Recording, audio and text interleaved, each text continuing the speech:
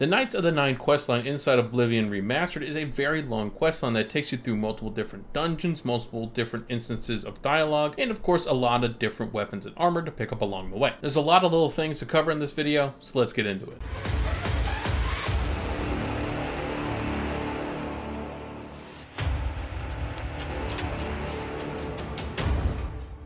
Now, to even begin this quest, you want to make your way to Anvil, and in Anvil you want to come across a church. In front of the church you're probably going to hear someone preaching. This individual is someone that the entire city of Anvil and some locations outside of Anvil is going to be talking about. His name is just simply going to be the Prophet. Simply interact with the Prophet and exhaust every single bit of his dialogue. He will eventually give you a quest line that kicks off this entire Knights of the Nine quest. Because even though that I am saying that this is one quest line, it really is just one large overarching quest line filled with a bunch of smaller quests. This very first quest that you're going to get from the Prophet has you going around the entire map of Cyrodiil and finding different altars that you need to go and pray at. Now, to help figure out exactly which of these different locations you need to go and pray at, the Prophet also gives you this map called the Pilgrim's Way, showing all those different locations that we need to go to. First, let's start with the prayer location for Arche. It is just outside of Kvatch on the western side of the map, right near these two locations I'm showing you on the map. Now, these particular locations that we go and pray at don't actually have any landmarkers themselves, so you have to find them out in the open world all by yourself. So I'm going to try my best to get you a close landmarker to help you get a little bit closer and run from those locations to the prayer areas to make it a little bit easier of a path for you. As you can see, this one for Arche is not too difficult to find, so let's move on to the next location. This will be the prayer site for Mara, which will be right to the west of Skingrad, just next to the Cursed Mine. It's going to be directly west from the Cursed Mine entrance. It'll be very easy to spot with those iconic pillars for these different prayer sites.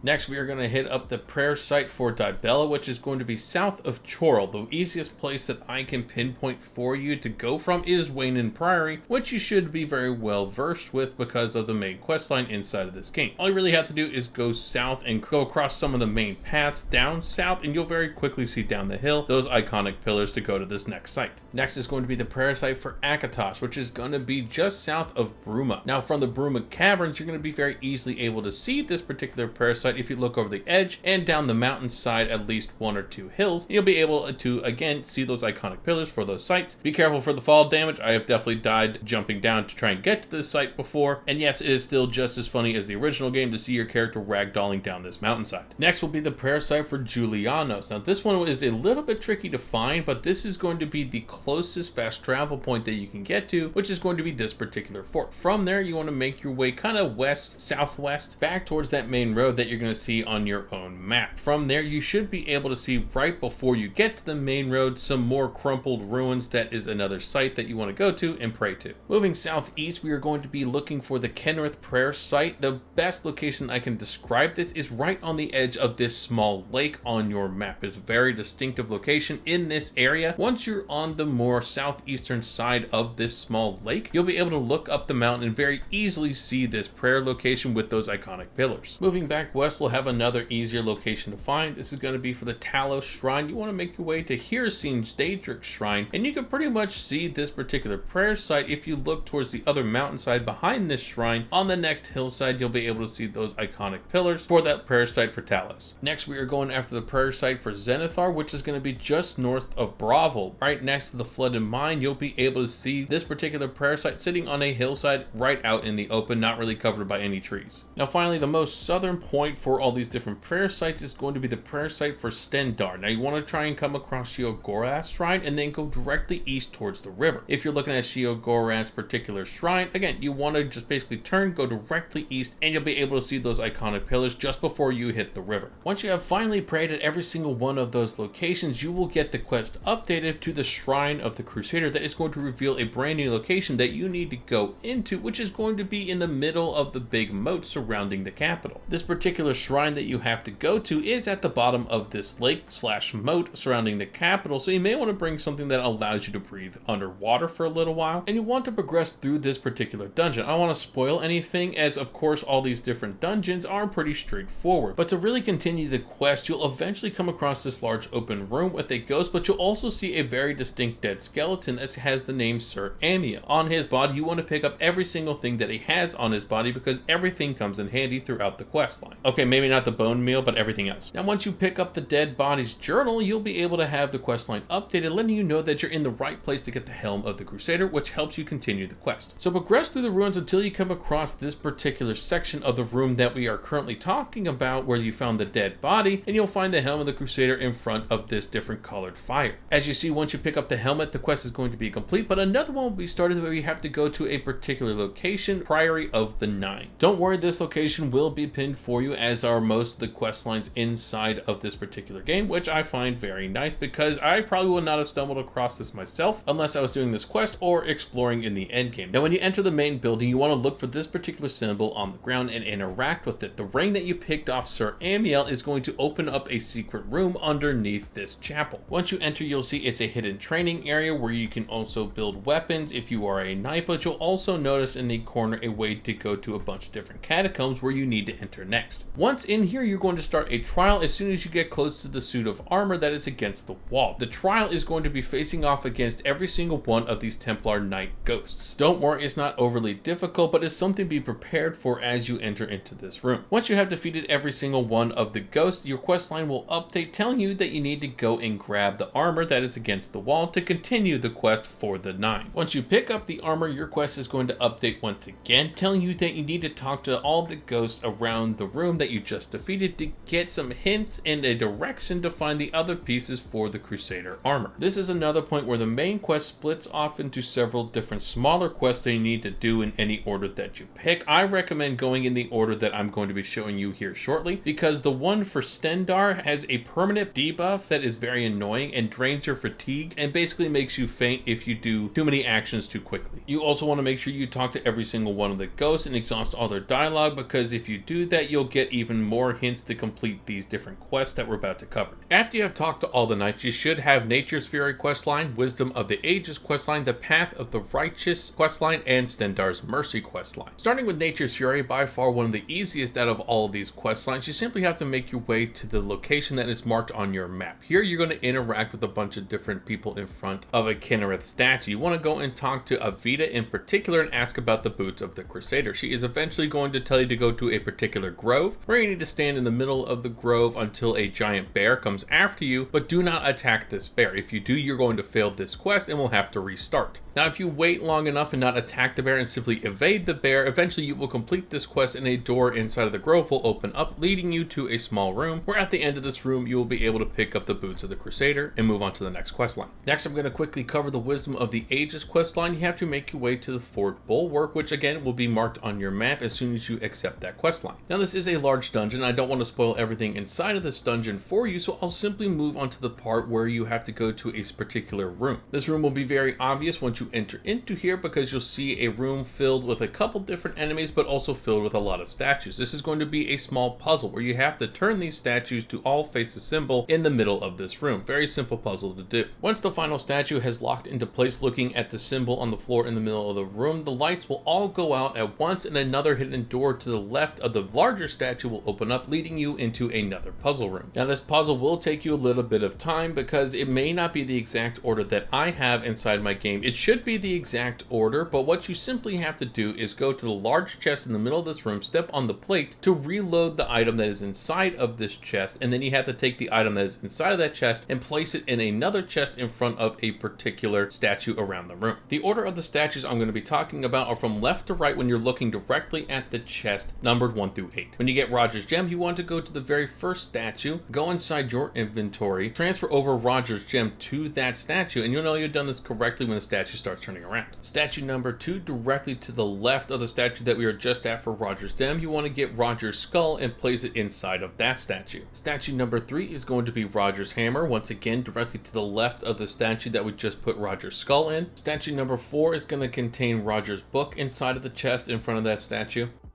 Statue number 5 will require Roger's sword to be placed inside of that statue's chest. Statue number 6 is going to require Roger's goblet.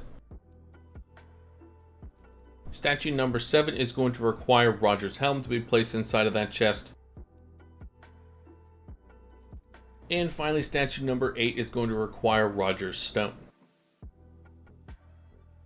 Now you'll know you've completed this puzzle correctly when behind the main chest you're going to see the door open leading to a much larger cavern, and inside you'll find a bunch of different items that you can loot, but on the main pedestal you'll be able to find the shield that we are looking for, the shield of the Crusader. Moving on to the path of the righteous, you want to make your way to Leyawiin, and more specifically you want to make your way to the church inside of Leyawiin. Once here you're actually going to be interacting with someone that wants to join the Knights of the Nine. Now you can have a full-blown conversation with him if you would like, you just can't get out of this interaction. Once you're done talking with him, you want to make your way over to Avarice, who is going to be the priest for this particular chapel, and start asking him about the relic that is inside of this particular chapel, which is going to be the Mace of Zenithar. Once you get this information from Avarice, you want to make your way underneath the chapel to a very specific coffin. This coffin is going to be at the very end of the hall. As soon as you enter into the undercroft, the under area of this chapel is going to be the coffin of Saint Calidus. Once here, all you have to do is simply interact with this tomb for Saint Calidus, and it's going to teleport you to an entirely separate room where you're going to be able to see the mace on a far off pillar. In my game, you're going to see a small bridge simply because I'm already wearing the boots of the Crusader. You will not see this bridge if you do not have the boots of the Crusader equipped. I highly recommend that you put on these boots first before entering in here to do this very quickly, or if you don't have that bridge waiting for you already, simply throw them on and make your way over to that small pillar where the mace is. From there, as soon as you grab the mace on that pillar, you are going to be instantly teleported out of this room. When you reappear in front of the tomb that you had technically entered, you're going to also exit and see that the chapel is being attacked by a bunch of different enemies that you now need to defeat. These enemies aren't particularly difficult, but I will say as soon as you defeat all of them inside this chapel, their loot is going to go away and you can't loot their bodies, so I highly recommend you loot them as you go because the items that they have on them are quite valuable and can sell for a lot of money. Once you have defeated all the enemies, you will have completed the quest, but also you'll be able to talk to the knight that you had immediately started talking to when you entered into this chapel, and you'll be able to recruit him into the Knights of the Nine, which I highly recommend that you do. Finally, we're going to cover Stendarr's Mercy. You want to make your way to Chorrol, and once again, you want to make your way into the chapel inside of this city. Once inside, you want to look for a very particular priest inside of this chapel normally. His name is Orelder, and what you want to do is actually talk about the Gauntlets of the Crusader. That is the item that is going to be inside of this particular chapel. He's going to talk to you about someone that is sick underneath the chapel itself inside of the living quarters, who is afflicted by the curse of the Gauntlets themselves. Your next goal is to try and heal this particular person. Callan is going to be the character that we're looking for inside of the living quarters, and he really won't be too difficult to find, but if you do need a little of assistance, don't go to the Undercroft, go to the chapel hall. He should be sitting right next to the bed in the room on the right. All you have to do is talk to Kellan and ask him about the curse or the gauntlets, and he'll tell you about his affliction, and then he'll ask you to go and talk to Orelder because he believes Orelder is hiding information from him. Return to Orelder and ask him about Kellan. At this point, you will be able to stop the conversation with Orelder and go to the shrine in the middle of this chapel that will give you a brand new spell. This brand new spell is going to be called Lay Hands. Lay Hands is now going to need to be equipped on your character, and then go interact with Kellan once again. Don't worry about talking to him, just cast Lay Hands on him, and immediately you are going to have that same affliction that he has added onto your character. However, you are now able to go back up to the main room of the chapel and pick up the Gauntlets of the Crusader to move on to the next part of the larger overarching quest line. Now that you have completed all the smaller quests, you want to make your way back to the Priory of the Nine, and once you enter into the main building, you're going to be interacted with someone that was easily missed but not important until now, as you were looking for the initial shrines to really start this whole quest line. Nonetheless, when you enter in, he's going to immediately start talking to you and do two things. One, give you the Grieves of the Crusader, and two, tell you where you can find the Sword of the Crusader, which will lead you to the next steps of this overarching quest line. You will also, in this same conversation, be able to recruit him into the Knights of the Nine, and again, I highly recommend you do because he will come in handy later on. Now, this next location is going to be attached to the Sword of the Crusader quest line, which will be given to you from the guy that we were just talking to, and you have to make your way to Underpall Cave, which is essentially just going to be a large catacomb filled with a bunch of different skeletons and wraiths. This is a much larger dungeon than some of the other ones that you'll go into, so I highly recommend you go and explore all this to its full extent, but I will skip to the location that you have to go to complete this quest line. Now, it will also be marked on your map if you have this quest line active, but essentially what you have to do is defeat the Lord Barrack Windrill, which is just going to be a little bit heavier of a wraith that shouldn't be too difficult for you as long as you keep your distance and avoid their ice attacks. Once you have defeated this wraith, you're going to see the sword that it was carrying dropped, and that is actually going to be the sword Sword of the Crusader. Be warned, if you pick it up, you are going to get massive debuffs on yourself, so I highly recommend you just go into the next part of this questline where you bless the sword.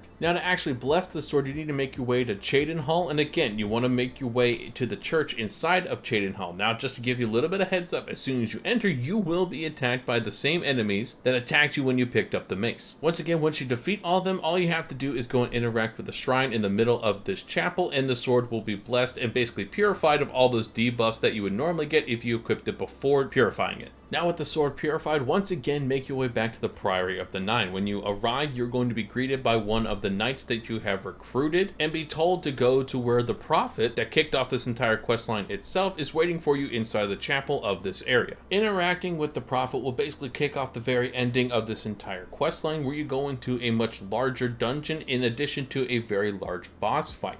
He will also take away any of your debuffs that you currently have and give you a particular spell that you need to continue at the end of the boss fight, which I'll talk about in a little bit. For now, simply interact with the prophet and then interact with all the individuals that are inside this chapel. Recruit them to be knights because you're going to need them for the next location we're going to. This next location is going to be Garlas Malatar, and I bet I'm butchering that name, but this is where the final fights are going to occur. At the same time of you going to this location, all the people that you have recruited to be Knights of the Nine are going to show up inside of these ruins to fight with you along all the different enemies that will be filling this entire region. If you want to keep as many of them alive as possible, I highly recommend you go through this region very quickly, but there's only really one puzzle that I need to tell you about that may be confusing at first when you first enter into this room. You know you're about to enter into that puzzle room when the door shows this name. I'm not even going to try and pronounce that correctly, just know that this is the door that leads to the next major area of these ruins. Here you're going to see all your knights gathered, and inside of the room that you're going into is going to be filled with enemies that are going to be constantly resurrected until you take out the giant glowing orb in the middle of the room. Now, the pathing is very straightforward since you can't leave this room until you complete the destruction of that orb, but it's just something to keep in mind that you need to focus on that orb because the enemies will keep attacking you until you break it. Once you have broken this orb, you'll see that giant glowing wall is destroyed and you'll be able to move forward into the final room of these ruins. This is going to be the boss fight room, and this is where that spell I mentioned earlier that you got from the prophet is going to come in handy, because as you fight this boss Umaril, who has been talked about a lot throughout this entire quest line, once you have finally defeated him, you'll see that he is basically disintegrated, but the boss fight isn't done yet. You basically have to move yourself into the next phase as soon as you use this spell. Now, after you defeat him, you want to make sure you pick up his claymore because you won't be able to come and get it afterwards. Now that you picked up the sword and he's defeated, you want to go into your magic and start casting the Blessing of Talos. This is going to bring you into a brand new area that I think was bugged for me because I had 3 of the final enemy appear in front of me. There should only be 1. This may also scale with your level, so just keep that in mind, but you will have to defeat Umaril one more time. When you have finally defeated him, you will be teleported back to the Priory of the Nine, where you'll interact with all the different ghosts that you had interacted with previously. This will lead into a final conversation with all the ghosts where you are able to interact with a few of them that are left over if you really feel the need, but you'll also be able to leave this room and interact with the knights that survived the attack of the final ruin. It leads to a final summary about what happened inside of the final ruins attack and how everything that the Knights of the Nine were created for is now complete. So now let's really talk about the important things about this questline and all the rewards that you get for actually completing this extravagant questline. Back inside the room where you interacted with all the ghosts before going outside, you'll see all the different tombs inside of this area are now being able to be activated. Each one of these tombs gives you a certain buff to one of the primary traits of your character, such as luck, strength, so on and so forth. You can only have one of these tombs activated at a time, but it does give you a permanent buff as long as that tomb is activated. It's a really awesome benefit of actually finishing up this questline because, again, it's a permanent buff, and who doesn't love that in Oblivion? Another awesome benefit is when you interact with the armor stand in this room, you can place all the relics that you have, all the pieces of the armor and the sword and mace. They will be automatically charged and upgraded to the current level of your character, basically upgrading them every time you interact with this armor stand. This is very easily overlooked because you probably won't notice the difference, but trust me, it is there. Now, that is a very lengthy questline, but I think it's one of the better ones inside of Oblivion, especially because it is so lengthy and has such a large backstory. If you listen to all the pieces of dialogue, you also get great armor and weapons throughout the entirety of this questline. So if you made it this far in the video, let me know if this walkthrough guide made it easier for you to complete the questline or not down in the comments. If it did, make sure to hit the like, subscribe buttons down below as well, so I know that you did find this walkthrough guide video helpful. And with that, I will catch you guys in the next video.